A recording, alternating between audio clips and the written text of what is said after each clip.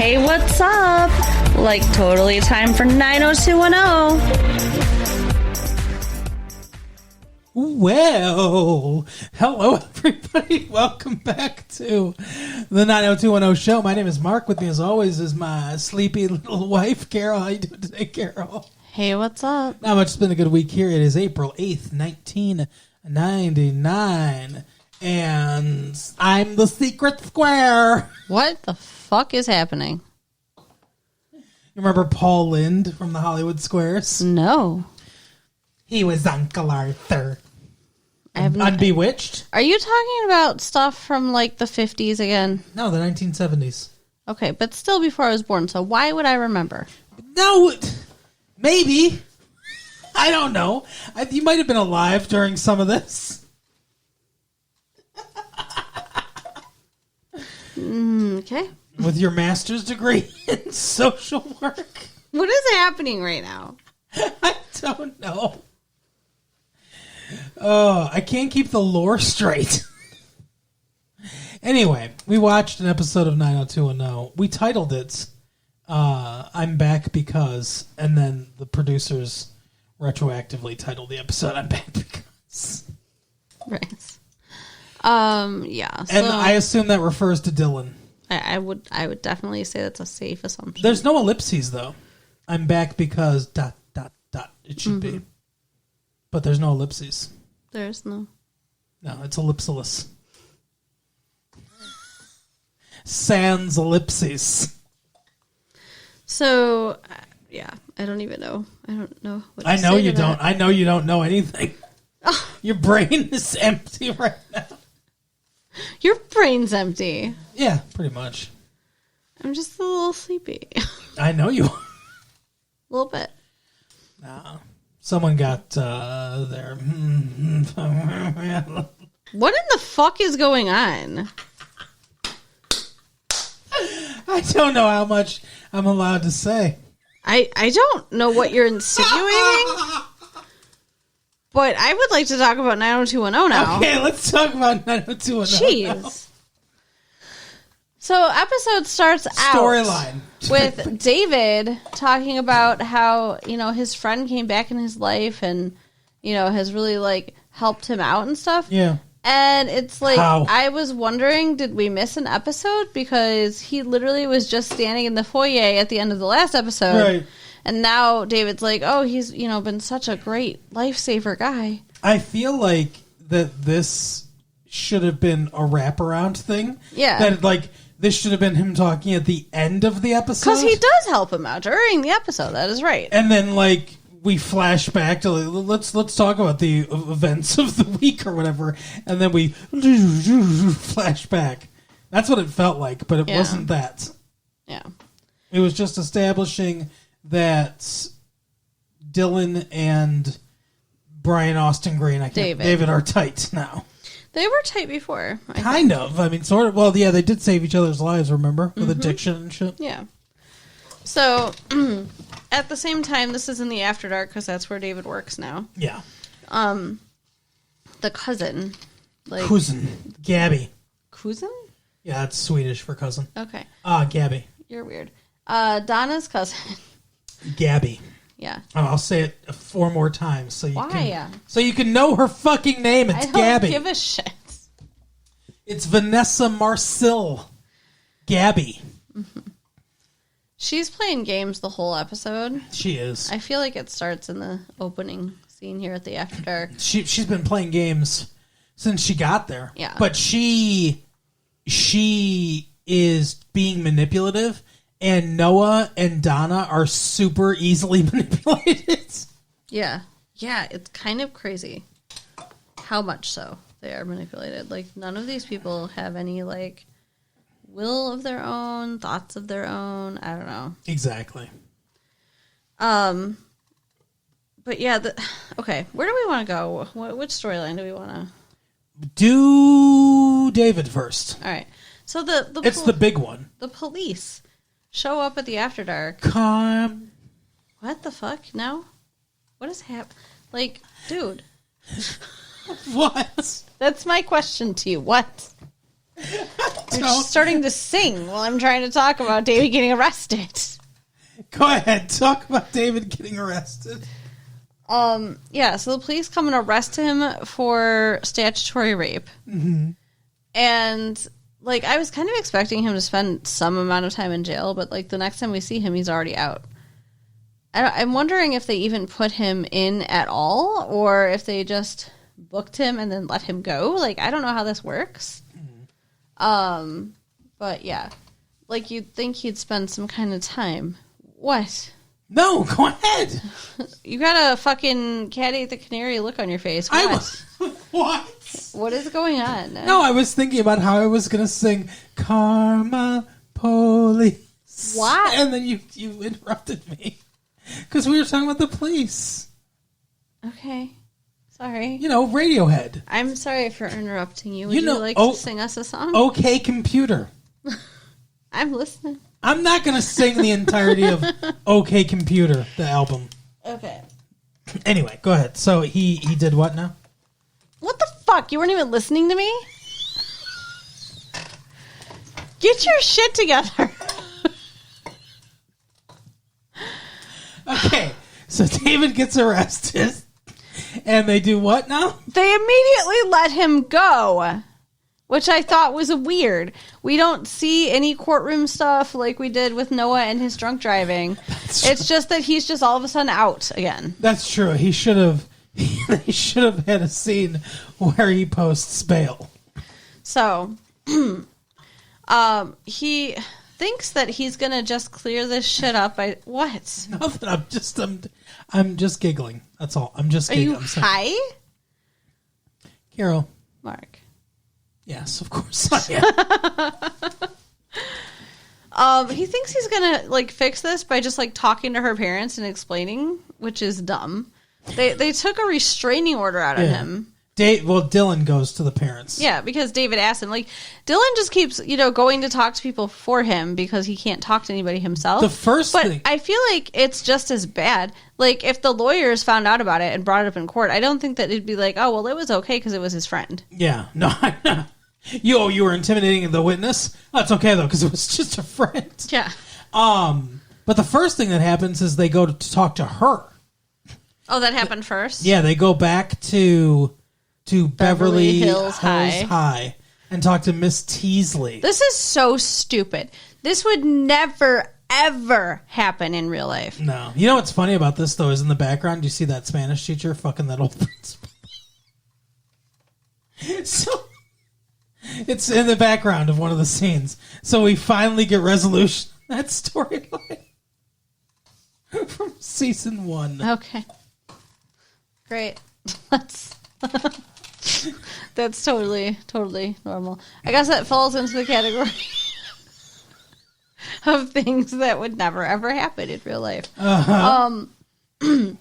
Dylan goes in there to talk to Miss Teasley, who is, by the way, the principal, in case y'all forgot. Yes, she is. And asks for 5 minutes alone with this girl, and she's like, no. David said I need a piece of her, too. She was just too good. And she's like, I know what's been going on. I can't let you talk to her. And he's like, oh, come on. David's a good guy. Mm-hmm. I just need a few minutes to talk to her. How charming is Dylan, by the way? Like, for this to work. I mean, yeah, he'd have to be fucking like a Jedi using the Force for this to actually work. But Miss Teasley is just like, okay, you got 5 minutes. And just this isn't the rapist you're looking for. Just, like, walks her over to him and then leaves. Like, mm-hmm. And then she says to the girl, she's like, hey, if you want to talk later, come to my office or whatever. And it's like, okay. Yeah, that makes no sense. So he tries to talk to her and she's like, no, absolutely not. I'm not talking to you, And he's like, he yells at her in a crowded school hallway. Mm-hmm. You're ruining my friend's life.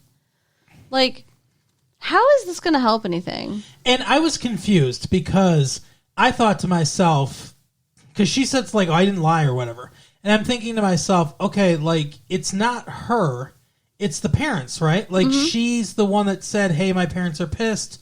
They're going to do this. They're going to do that. Like, they are coming after you. And that was the previous episode. And that's how we knew that there was going to be some problems here legally. But yeah, Dylan acts like, oh, it's you're doing it. You're the one pressing charges or whatever. But it's the parents that want to do this. Yeah. And I thought to myself, oh, they're saying she lied.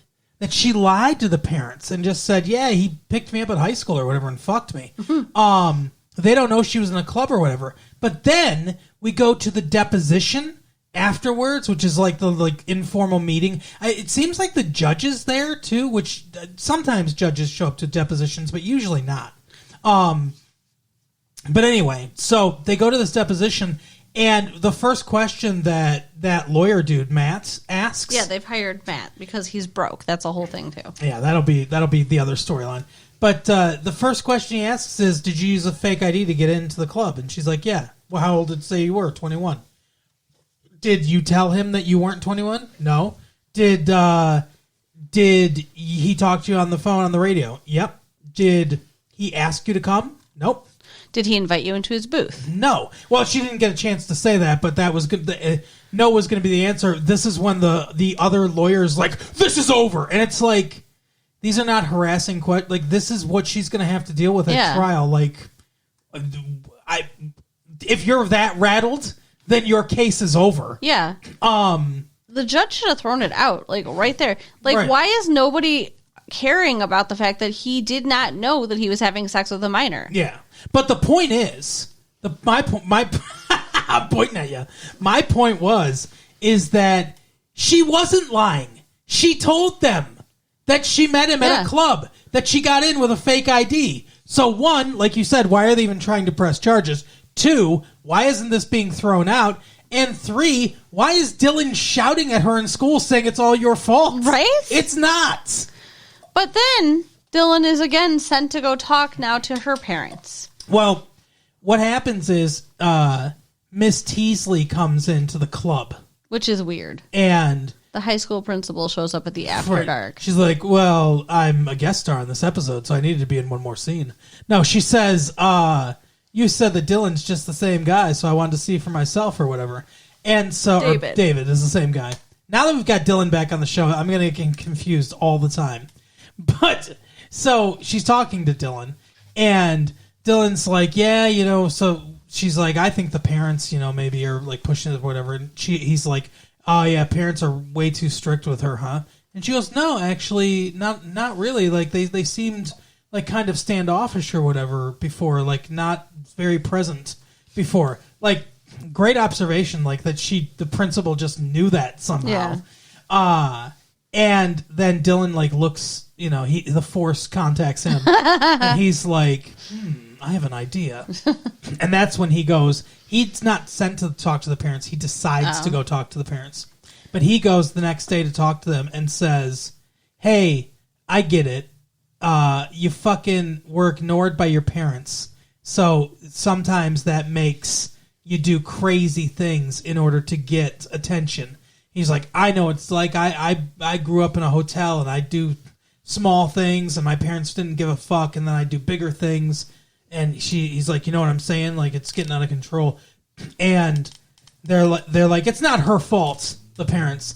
And first of all, they're like, you can't talk to us or whatever. And he puts his foot in the door and he's like, you're going to talk to me. Yeah, that's crazy. And he goes, yeah, it's not her fault, and it's not David's fault either. It's your guys' fault for not being there and ignoring her. And this is what she's doing to try to, like, whatever. But don't ruin my friend's life. They have been there every time anyone has knocked on their door, which has been so many times over the last couple episodes. Yeah, but apparently that only started because of this. I guess. It's weird the way they talk about this, too, because, yes, it's statutory rape, but they're talking about it like it's forcible rape. Like, sort of. Like, because David's like, I wonder how she's going to feel or what this is going to do to her. And Dylan's like, you're starting to talk like a guilty man or whatever. And it's like, he is guilty. Yeah. Like they had sex. She's 17. He's 23. Like you pointed out, though, she's months away from being legal. Like 17 years old. That's so close. But I did think it was weird because it's like, do you really think this is going to psychologically traumatize her? Was this her first time? Because it didn't seem like her first time. No, it did not. And she had a boyfriend before, the one that they were trying to steal beer with. That actually, you know what? I don't want to because I don't like the writers all the time on this show. But I have to give it to you, writers. You did plant the seeds of this in the first time she appeared, because she called the radio station saying her and her boyfriend were sneaking beers and they got caught. So she does have a pattern of like acting out behavior to try to get the attention of her parents. Sure. Like that's a very consistent through line for her character. So good job on that. They held up a storyline for 2 episodes. But anyway, so she had a boyfriend before. Presumably they had sex already. Probably, yeah. David's stains weren't, or sheets weren't stains. Dear So. God, that's disgusting. There was some prima nocta going on. That's all I have to say. Would you stop? Anyway, so, I don't know why this would psychologically traumatize her. It wouldn't. I mean, she just had some sex. With an older guy, it's whatever. But anyway, so not obviously some statutory rape's awful. Like if a girl's 14 years old or something like that, guy's 30, that's gross and terrible. That's a very different situation than a 17-year-old and a 23-year-old when he thought she was 21. And she looks 21. So, because the actress is over 20. Right. But yeah, it's, I don't know, it seems that they make this out to be like a super huge deal, and it just doesn't seem like as big of a deal as they're making it out to be. I don't know. Yeah. I mean, if we had a 17-year-old daughter, and we found out that she got a fake ID, went to a club, and had sex with a 23-year-old, I would be upset, and I'd be upset at her. Yeah. I wouldn't think, let's put this guy in jail. No. That would not be my first thought. No. If he picked her up at high school, it'd have been different. Yeah, exactly.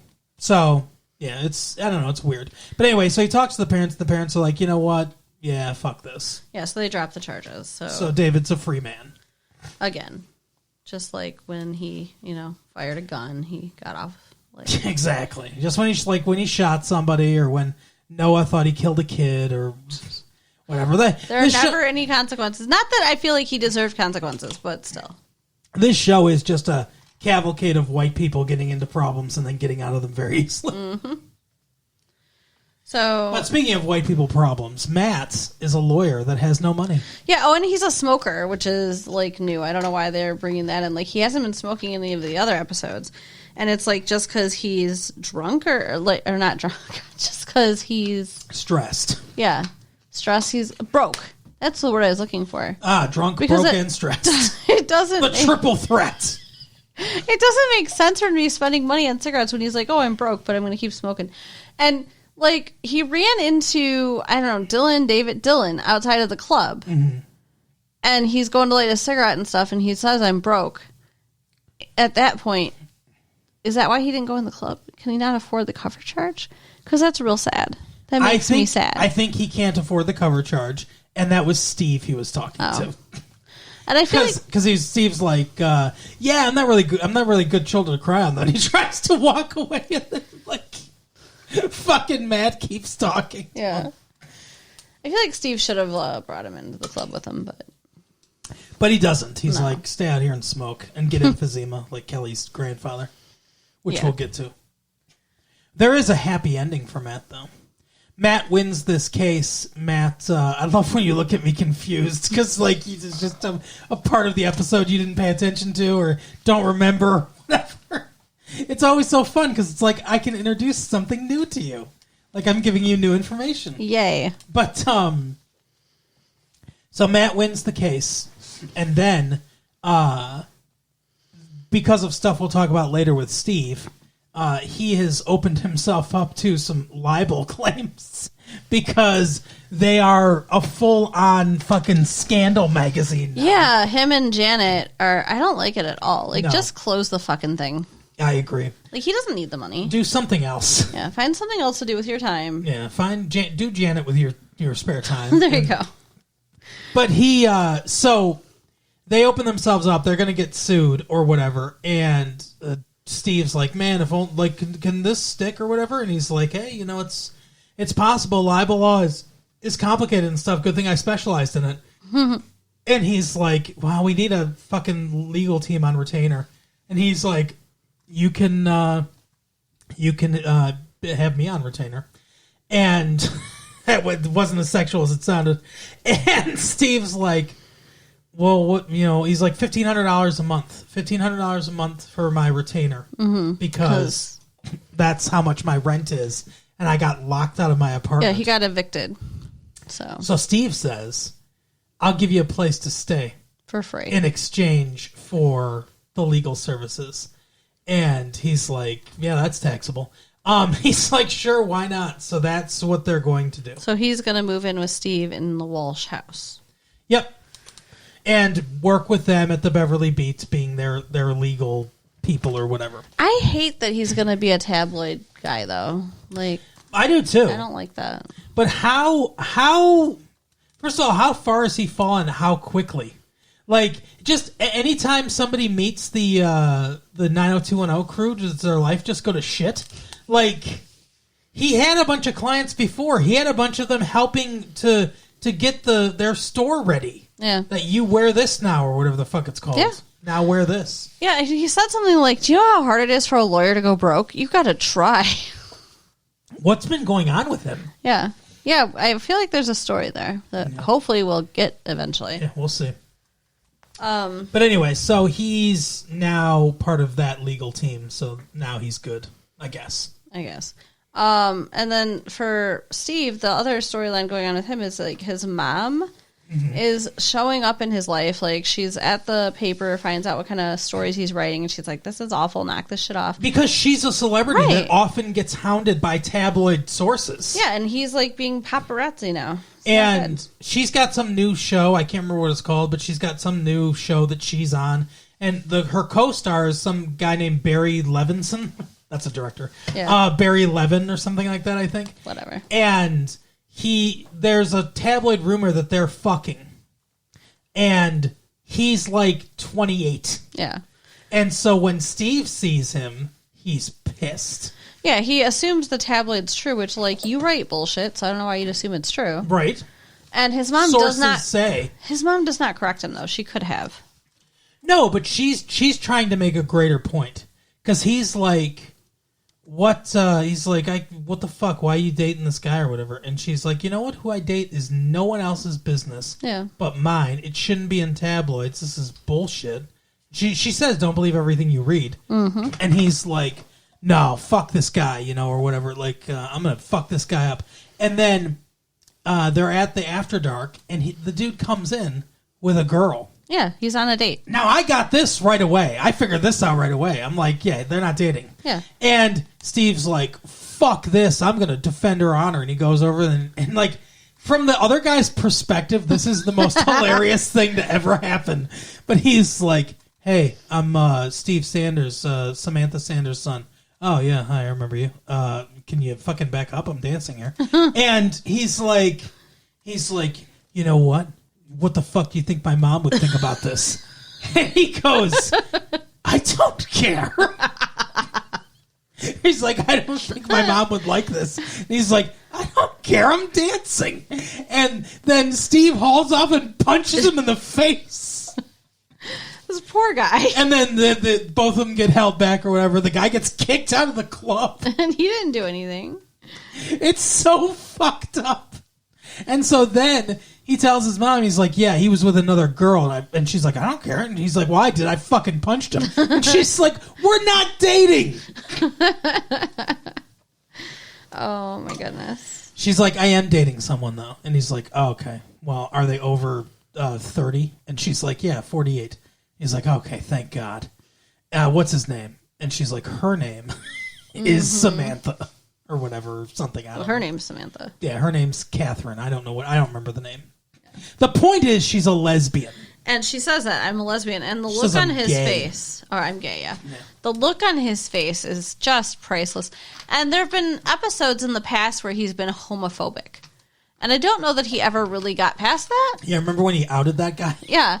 And now his mom is gay, so yeah, he's struggling with that. Yeah. But again, that's also none of his business. How would you feel if your mom suddenly said she was gay? I wouldn't care. Would you? You wouldn't find it weird at all? I mean, it might be a little weird just because it's like not the perception I've had for my whole life, but yeah, I think that's the normal response. Like if my mom said she was gay, I'd be like, huh, all right. Yeah. Like, I mean, I wouldn't be like disgusted. I wouldn't care. Obviously, homosexuals are human beings like everyone else. We sorry to get political, apparently, for whatever reason, everyone, that this is a political issue. But, yeah, we think that gay people are people and deserve rights. Surprise, surprise. But anyway, but I would be surprised. I'd be, because like you said, you have a perception of your parents, especially if you had parents that were married. Mm-hmm. You have a perception of your parents throughout your whole life like that, and it's all of a sudden it's like, I'm gay. And it's like, obviously not all of a sudden Samantha Sanders must have been feeling this way for a while. But like, yeah, it's a big shift. But it'll be interesting to see, his character has shown bigotry of all different kinds. Mm-hmm. Homophobia. His favorite team was the Celtics, despite the fact that he lives in Los Angeles. He was born and grew up around Los Angeles, around the Lakers, but their arch rival, the Boston Celtics, are his favorite team because that's the white team,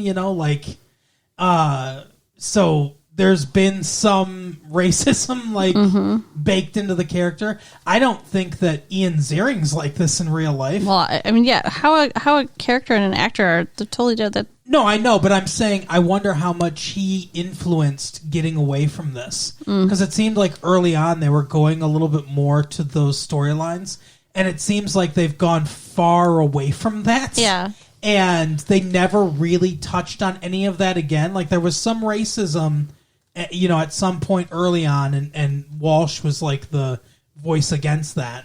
But they've really kind of, like you said, a lesson wasn't necessarily learned. Like with the homophobia stuff, a lesson necessarily wasn't learned either. But they kind of brushed past all that. And I wonder how much of that was Ian Ziering saying, like, look, I don't want to fucking do this. Maybe. I don't want this to be part of the character. Maybe. But I think that's pretty much his whole storyline. Yes. And then we've got Donna and her cousin and Noah. Yes. Now, the cousin is a master manipulator. Gabby. I don't know if she's necessarily a master manipulator, but she's a manipulator. I think she's a master manipulator. Clumsy manipulator. You think it's clumsy? I mean, she does a pretty damn good job. No, she's baiting Donna for sure, so maybe she's a masturbator. Oh, dear God. So, for some reason, her and Noah are all chummy, and he takes her with him shopping for a present for Donna. Yeah. It's weird. I mean, maybe he wants her opinion or whatever, but... What was Noah's sin? What was his sin? Yeah, by the way, why is he and Donna fighting? Because his dad died and he didn't get over it fast enough? Because he drunk drove? Maybe? Yeah, maybe. I don't know. I don't know exactly what's... the source of the, because she keeps saying what he did to me. What did he do to her? Yeah, I don't know. It's very confused. But anyway, so he's trying to make up for it, giving her flowers and stuff, like you talked about at the beginning of the episode of the club and everything, where he's trying to give her flowers, he sends champagne over there. And she keeps rejecting his gifts. She's like, no, send it back. She throws away the flowers.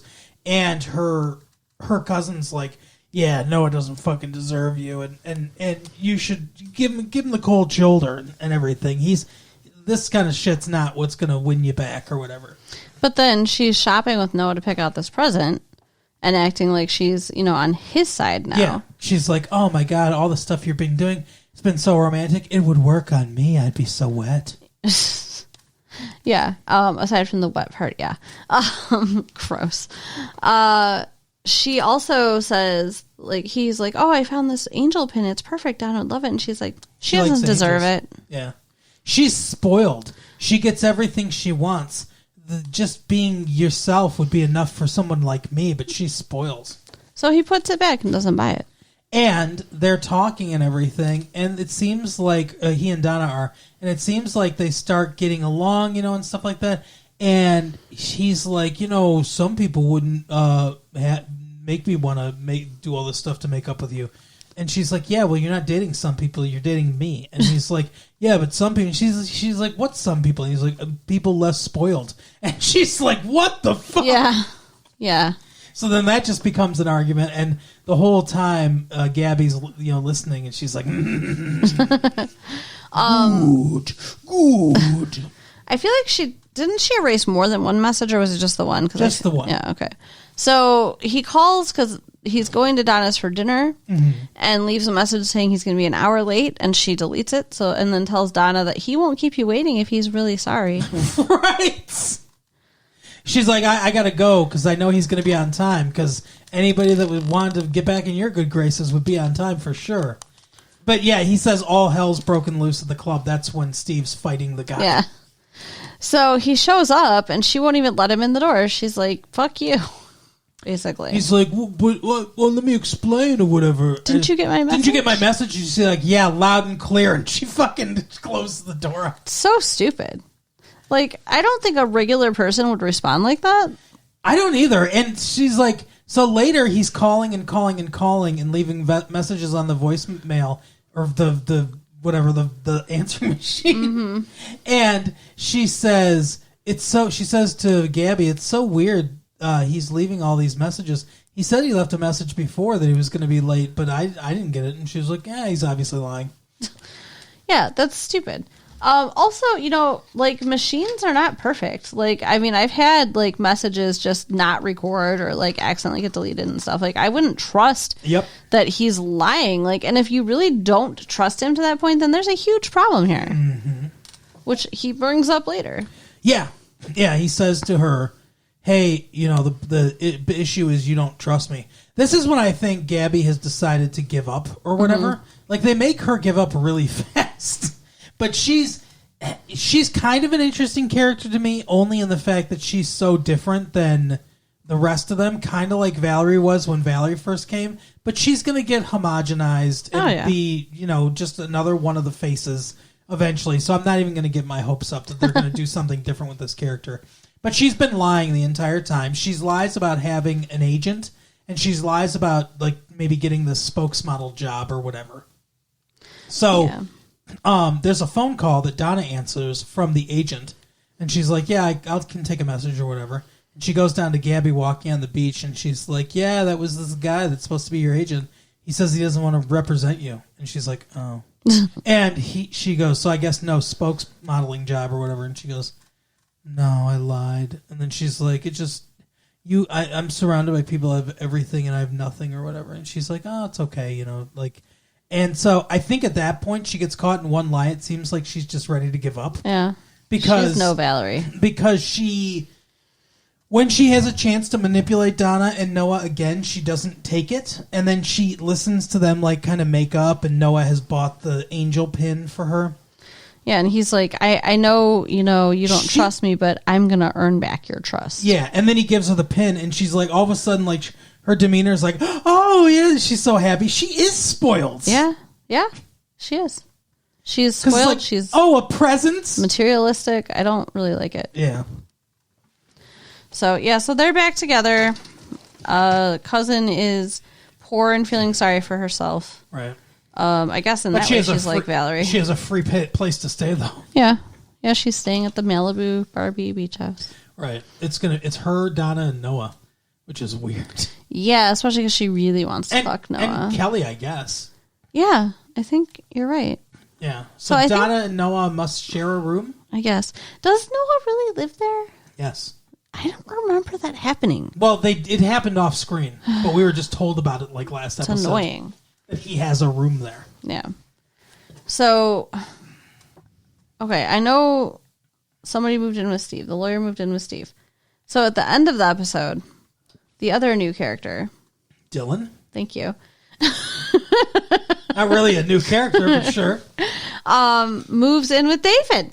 Yeah. He's talking about how much he hates hotels, and David's like, oh, just come stay here.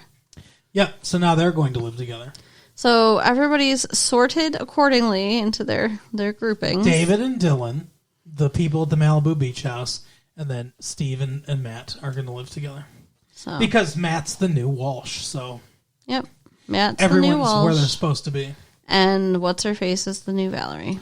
The last storyline that we have to talk about is Jenny Garth. What's her name? Kelly. Kelly and Dylan and Matt, to a degree. Oh no, but Kelly and her grandpa. I don't. The formation of the love triangle. Yeah, and the grandpa, yes. The grandpa's like the background of that. Yeah, because her grandpa has emphysema. Dylan comes in and is like, I am vintage bad boy Dylan. He's like, Matt, yeah, I heard of you. Yeah, but guess what? I'm the king of cool. And I'm going to come over here and I'm going to ask Kelly out right to your fucking face. So let's see what you think about that. Yeah, basically. And Kelly's like, you can't just ask me to drop everything. Like, she's trying to be discreet. It's like, you can't just ask me to drop everything now that you're back. And he's like, yeah, okay.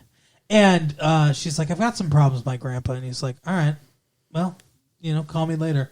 And Matt goes, don't you even want to know what the problems are? And he turns and he's like, no, because I'm not the person that she comes to wallow in her problems. I'm who she comes to forget about all that, forget about all her problems with my penis. Yeah, that was a pretty cocky answer. I would not like that. Like, that would have bothered me if I were her. Really? Yeah. Okay. Yeah, I mean, he's just vintage like bad boy stuff. He's just like, basically like, I don't give a shit what her problems are. I'm just gonna fuck her and make her happy. Like, no. I mean, like, Kelly likes that apparently. I would does. not. I would not like that. But so Matt's like, oh, okay. And eventually Dylan and Kelly have like a lunch or whatever where they're talking and stuff, and she's kind of talking to him, and he's like, okay, fine, tell me about your problems. He's like, start with Brandon. What happened with that? And so she basically, what she says is that they were great friends. They were like best friends. Best friends, yeah. But they didn't have the whole package or whatever. And he was like, yeah, so you were thinking about me the whole time. And she's like, it's not about you. And he goes, no, I think it is about me. He's like, you missed what we had together. And you didn't have that with Walsh. It sounds like they had a great sexual life, but not much besides that. Mm-hmm. And she was really good friends with Brandon, but their sex was, Yeah, she said what you and I had is what was missing with Brandon. So it's not, I mean... orgasms. I wish that she could just combine them, I guess, or that's what she's trying to say. Yeah, that's what she's trying to say. So they have this conversation or whatever, and that's kind of it for the two of them for the episode until the very end. But she's dealing, like you mentioned a lot, with her grandfather. Her grandfather has emphysema. There's like an undercurrent of smoking, and smoking's not good for you. Yeah. Through this episode. Yeah, Luke Perry's character walks past Matt and goes, "Oh, you shouldn't smoke those. They'll kill you." Yeah, he's not wrong. No. So the grandfather's dying of emphysema, and he doesn't want a surgery that might prolong his life for another like couple months. Yeah. But would probably like decrease the quality of his life. So he's like, yeah, I don't fucking want this surgery. I don't want to be resuscitated. I just want to go. Like, it's, and the mom is like, you're giving up. Fuck you. You're an asshole. And she's mad because it's her dad or whatever. Mm. And he has a living will that the mom is in charge of.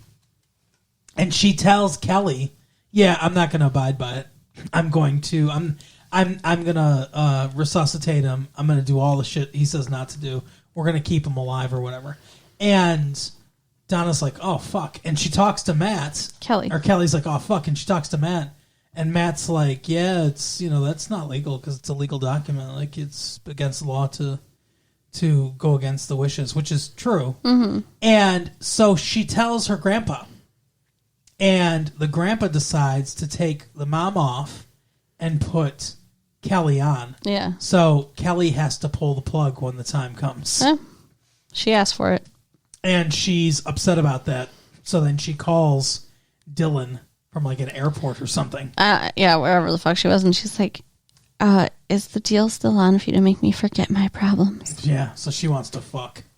So Did we see them after that, or yeah? So okay. Next episode, like, I don't know, she'll be inseminated or whatever. Like, she'll have that look of Dylan's seed on her. She'll be smiling or whatever. Maybe she'd be better with Dylan though. As you pointed out, she was a stuck-up bitch with goody two-shoes Matt Walsh. Brandon Walsh.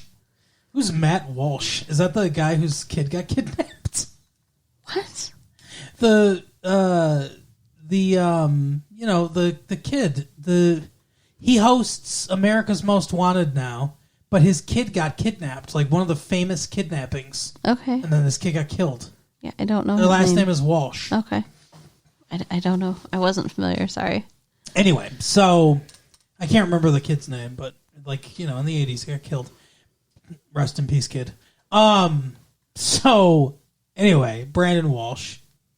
What was I talking about, Brandon Walsh? How he killed a bunch of women and left them in the bodies in the desert? You were saying what I said yesterday, which is that Kelly was a stuck-up bitch with Brandon. Oh, yes. But then, like, maybe with Dylan, she'll be more tolerable again. I hope she'll so. stop being so, like, judgy and looking down at everybody. I hope so. Because he's not like that. That is the episode, though. That's everything that happened. It is. What did you think? Thing. What did you think of this episode? I mean, it was a good episode. I'm really glad that Dylan's back. Me too. He adds so much to this show. Like, he's a much better actor when he's not trying to cry. He's a much better actor than a lot of the people on this show. And he's just, I don't know, he has a charisma. That original cast was really good. It was. And they were replaced by people not as good. Yeah. I don't know. I had a whole thought that I was going to say, do you think? But I don't remember the end of that sentence. I don't. That sucks. I don't think. Do you think you can tell people where they can see Dylan or talk about Valerie or whatever the fuck they want to do? So you can write us at latefee1994 at AOL.com. Yes. Check out our website at www.retrolatefee.com and share the tapes with your friends. All right, we'll see you next time. Bye. Bye.